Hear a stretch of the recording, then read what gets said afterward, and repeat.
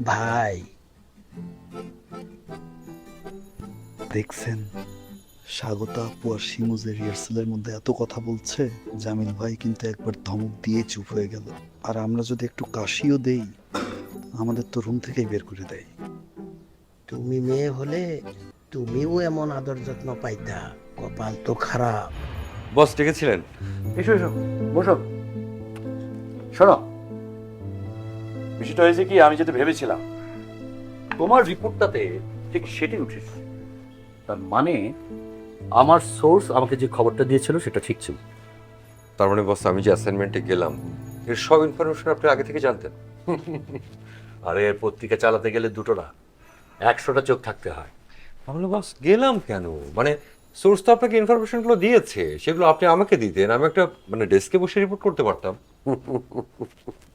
আচ্ছা, তোমাকে একটা প্রশ্ন করি, বলো তো, তোমার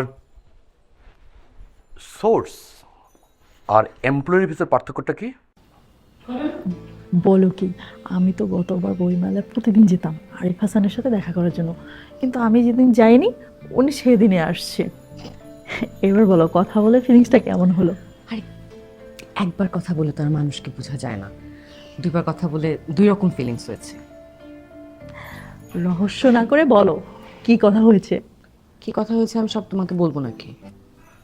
তবে একটা কথা বলতে পারি, গুড নিউজ আছে।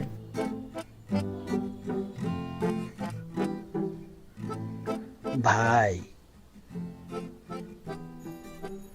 দেখছেন, স্বাগতা আপু আর শিমু যে রিহার্সালের মধ্যে এত কথা বলছে, জামিল ভাই কিন্তু একবার ধমক দিয়ে চুপ হয়ে গেল।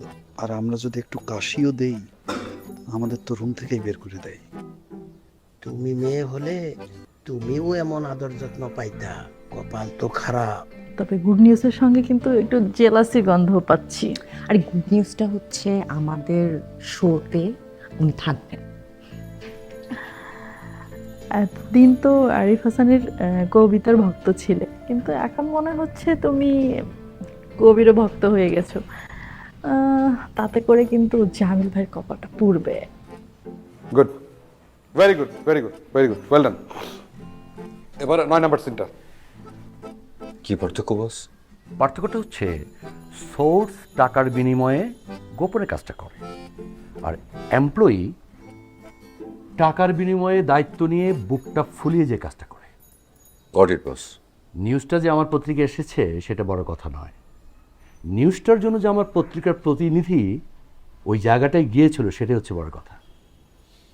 বুঝলাম বস। শোনো, রিপোর্টটা ধারাবাহিকভাবে চলতে থাকবে। আমার পেছনে লাগলে রায়হান বশির যে কতদূর পর্যন্ত যেতে পারে সেটা ওদের জানা দরকার। এখন তুমি আসতে পারো। ওকে বস, যাই তাহলে।